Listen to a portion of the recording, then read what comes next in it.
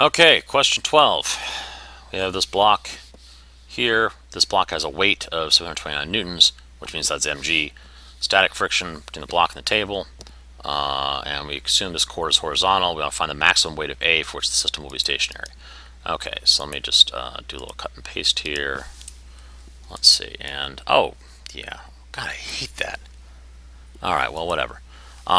So that's ugly. All right, so we've got, let's see. So we're actually given the weight of B. So I'm going to call that W sub B. And then, of course, there's normal force from that table. B is being pulled by tension in, I'm going to call this T1. I'm going to call it TB here. And then it's got some friction force pulling back here. So there we go. Then A, we have weight of A, and we have the tension pulling on A.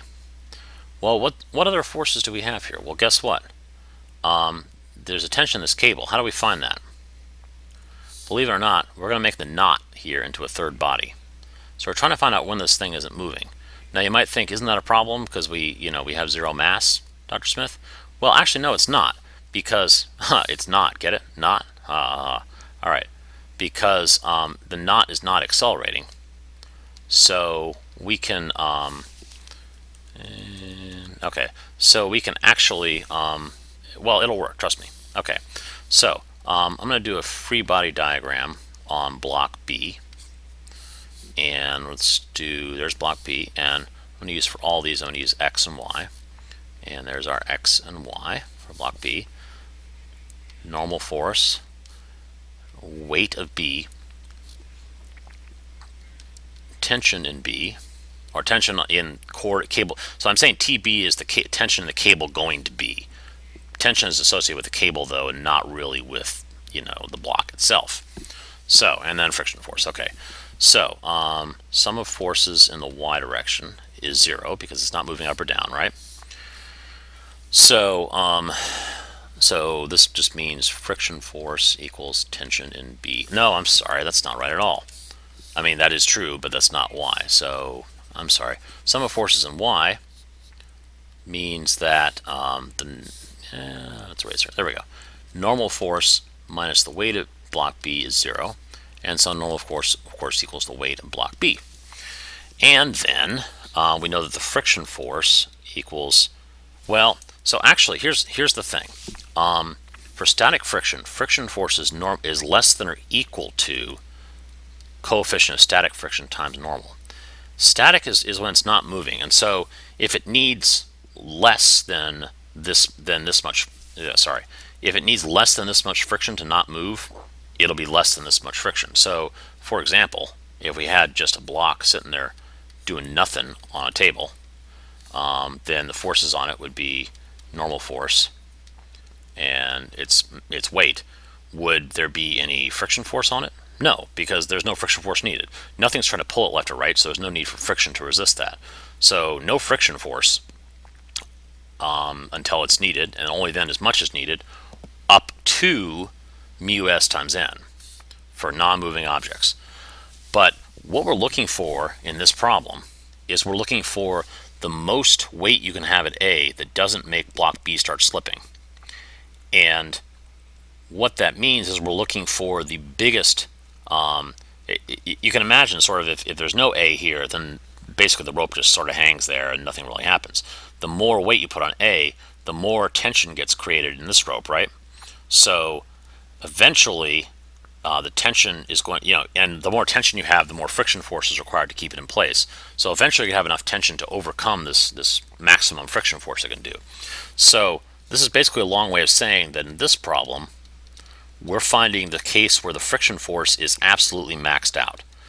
It's doing all the friction it can, which means we got an equal sign there. Okay? So friction force is going to be equal to mu s times the normal force, which is mu s times the weight of block B. All right. Sum of forces in the x direction. Now this is when it's not moving. Maybe it's just about to move, but hasn't moved yet. So we've got TB minus FF equals 0, which means that TB equals the friction force which, as we found below, is equal to mu s times the weight of B. Okay, so tension in cable B is mu s times the weight of block B. Now let's do a free body diagram for, actually let me erase this.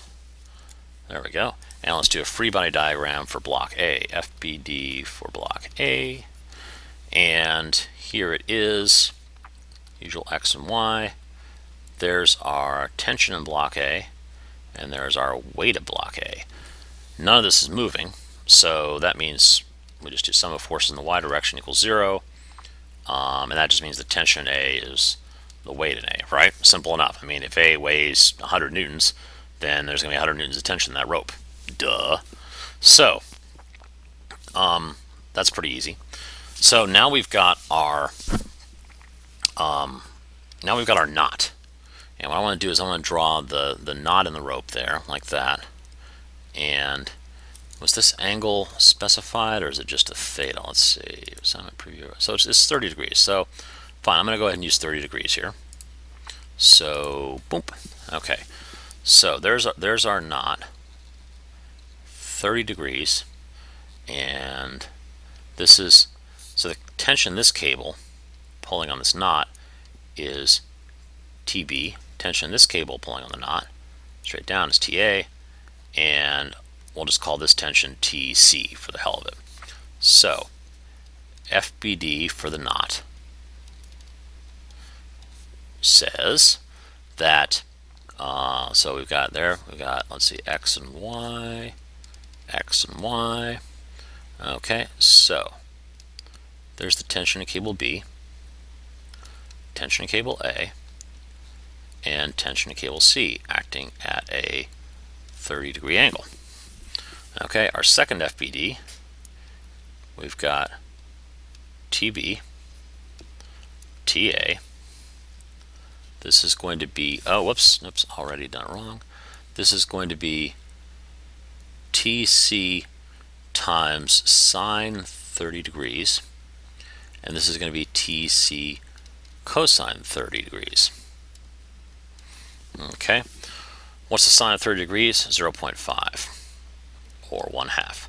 So it's really going to be 1/2 TC, and this is going to be square root of 3 over 2 TC. So this is not moving. So okay, sum of forces in the let's do Y. That's fine. In the Y direction is TC sine 30, but that's 1/2 TC. 1/2 TC minus TA, and that equals 0 because it's not moving. So I skipped the doing equals 0 first, but there you go.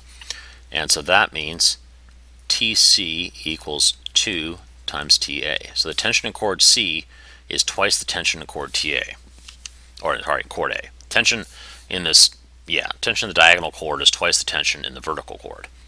Okay, now we, God, I hate this pen. All right, now we do sum of forces in the Y, X direction, and that's going to equal square root of 3 over 2 TC, which is our horizontal component of TC, minus TB, and that is going to equal 0.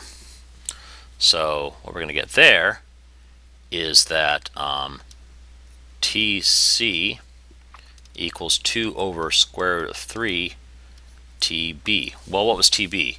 Remember, we found TB was just mu s times the weight of B. Really, TB was just enough. Recall, TB was pulling B this way, and B's friction was pulling it that way, and they were just the same because B wasn't moving. So TB is mu s WB. So that means, let's take this equation here and this equation here, and that's still a very disgusting color. Let's take this. Okay, so TC is going to be 2 over square root of 3 times TB, which is mu s times the weight of B. Okay, now here TC is 2 times TA, which means TA is going to be 1/2 of TC, And so then we can take 1/2 of this and plug that in. So then TA equals 1/2 of this. And so there's a 2 on the top. That means we just, there we go, 1 over square root of 3 mu s times the weight of B. Okay, now finally, how does the tension of A relate to the weight of A? Well, they're equal. So actually, the maximum weight of A is this. WA is mu s over square root of 3 times the weight of B.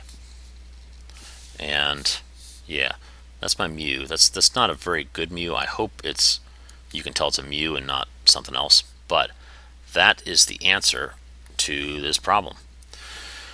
Okay, there we go.